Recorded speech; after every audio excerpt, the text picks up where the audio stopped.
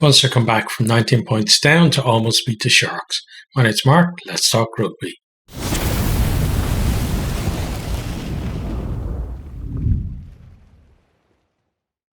From the kickoff, Bosch puts it nice and high. It's pretty contestable. It's close to the left touchline, but no one claims it and it bounces into touch. Munster a bit slow out of the blocks there.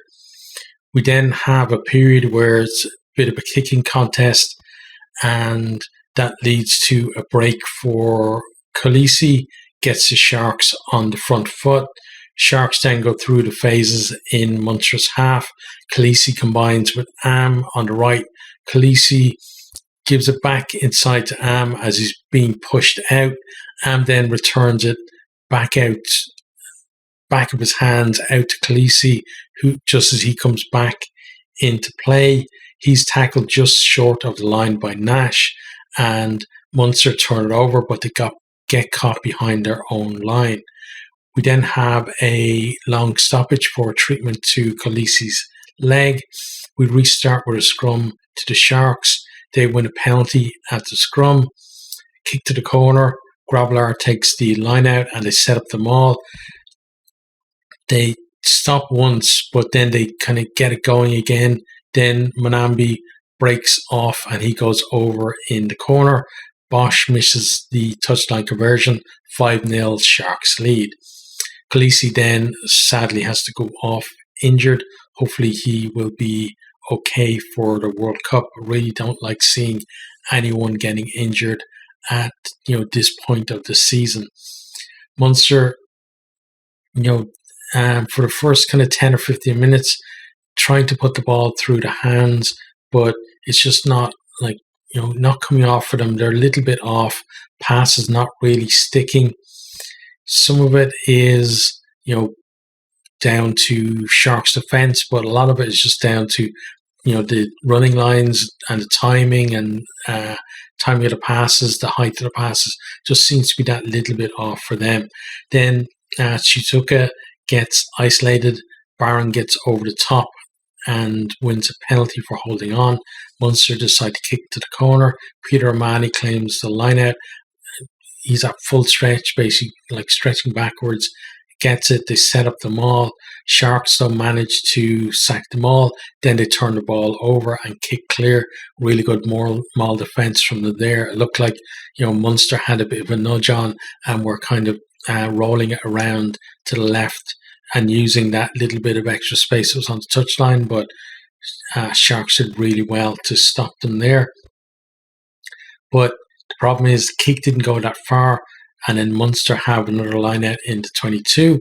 They managed to get themselves within 5 meters of the line, but they can't get over. We come back for a penalty for playing the line. There were some really good carries from Wycherley and Klein in the middle there. Crowley then slots the penalty. We're at 5-3. Munster beginning to have more ball in the Sharks' half, but again, good defense from the Sharks is forcing errors. Munster, though, they find themselves back in the Sharks 22 after they kick a penalty. Sharks were basically caught in at the side, and they go to the corner. Fekitoa, they spread it, get it to Fekitoa. He manages to get his hands free to offload to Archer within a couple of meters of the line, but the ball is down around his ankles and he knocks on. Sharks then get a penalty at the scrum and they kick clear, and they had the nudge in the scrum pretty much for most of the night. Then Daly gets a yellow card for taking Bosch out in the air. It's one of these ones where he kind of backs into him as he's jumping up and kind of stands underneath him, so it's a clear yellow. Sharks then kick up the line into the 22 and they look to take advantage of the extra man. They set up the maul, but immediately Buthelezi breaks away and gets to within 5 meters. Koch then goes quickly from the back of the ruck and rolls his way to the line. He grounds on the line to score. We have a team out check, to see if he rolled too many times, but the try stands. Bosch converts this one, or at 12-3. Then Bosch actually has to go off 5 minutes before half time with an injury. He's replaced by Fassi. Sharks win a scrum penalty. Oxenche receiving the plaudits there. They decide to go to the corner, set up the maul. Umbanambi breaks off, but he's stopped a metre short. But ball is there at the back, so Notcha grabs it and dives over to score. It's converted by Chamberlain 19-3, and that was our halftime score. Sharks then into the second half. They win a penalty, and it's round about halfway. They decide to go for the post. Chamberlain takes the kick. It just about sneaks over the bar, and it's 22-19. Sharks 19 points in front at this point. Munster then have a chance to attack from a free kick, but Lockman spills the ball and Sharks are able to kick clear. But the kick that they put in is actually just a chip kick, and Munster are able to regather and come back at them. Munster then start applying pressure, and they go over the line, but the ref says that it's no try, and we're playing advantage for a penalty. Fassi gets himself a yellow card. We then have a TMO review because Fassi's yellow card was basically for a deliberate knock-on. And after the review, a penalty try is awarded. As the ref said, if the ball had gone out wide, then they would have gone in and scored. The score then is 22-10. Munster just starting to come back now. We then have a bit of a free-for-all, and Peter O'Mahony gets a yellow card for escalating the situations. It was a bit of handbags then. He comes in and half of the two teams get involved. Sharks then win another scrum penalty just after we restart. To decide to go to the corner in search of the bonus point try, but Chamberlain actually kicks it dead. Big mistake there at a point where, felt like if they had scored another try there, then that was probably game over. Munster then get a penalty themselves. They go up the line. Klein claims the ball. They set up a maul and they get some good go forward. They have penalty advantage. Then Healy puts in a cross kick. It's claimed by Nash. He kicks it. Little grubber pass Cock goes around him.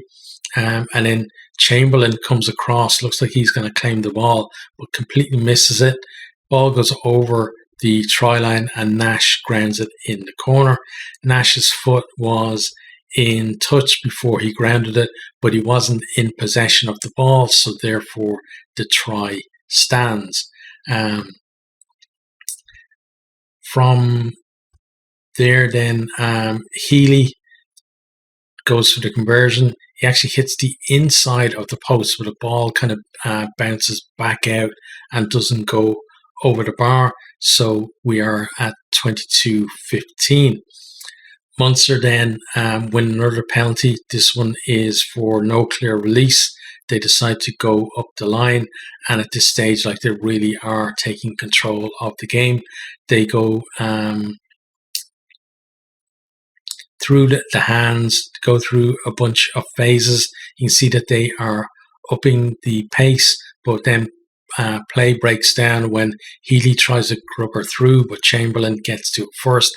He kicks it clear. You can see a number of Sharks players have their hands on their knees, and the upped pace is having a bit of an effect on them. Munster then get a penalty for offside when we resume, and they go to the corner. Peter Manny, he's back on the field now. He takes a line out in the middle, and they look to set up the maul. Munster then have penalty advantage, but they can't convert it. Like, basically, there was a kick over in the corner, and Sharks player got their first, kind of knocked it out. Peter O'Mahony is complaining to the referee about it, and he gets admonished for his tone by the ref. That was a bit funny seeing that. Munster then, though, they have the penalty to go back to the corner. This time they go to the tail. Klein claims it. Then they drive over the line.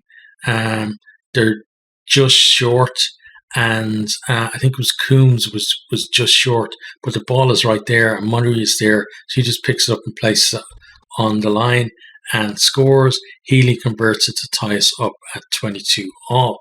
Then Sharks have a great chance to retake the lead. They've got a scrum after Munster get pinged for accidental offside in their own 22. We have a number of resets, but then Norsha knocks on at the base as he looks to break. Munster then are able to clear. We then have a bit of a kicking contest, and Munster come out on top. Healy with that massive boot, and also Murray's accurate kick, proving to be the difference. Sharks, though, then they win a penalty for changing running line, chasing a kick.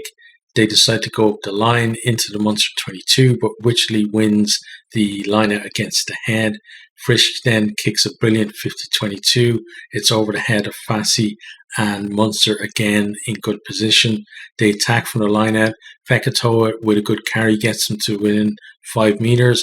Then the forwards get them right on the line. The clock is in the red, but they get held up over the line, and that is the end of the game. Final score is 22 all. It was some finish to the game, and Munster, I think it's one where probably both teams were a little bit disappointed. Like, Sharks had that lead, probably should have won the game. Munster had a chance to win it at the end and didn't do it either. Now, let's have a look at some of the stats from the game. So we start with attack. So tries 3 each.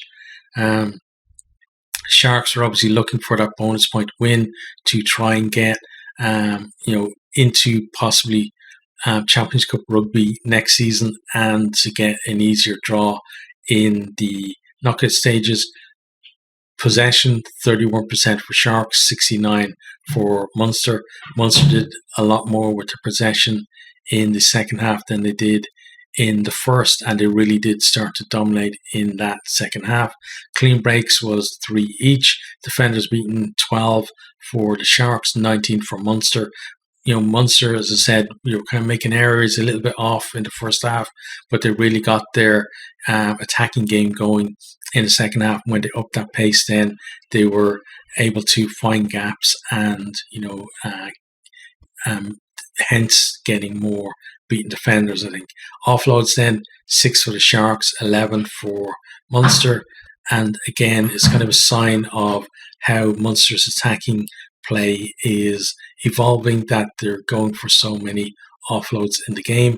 Then onto defensive stats, territory, 31% for Sharks, 69% for Munster. Again, a lot of that is that second half dominance from Munster as they work their way back into the game.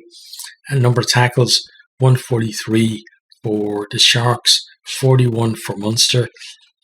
I can't remember a game where a team only made 41 tackles. That's actually fairly crazy there. I didn't realise it was so low.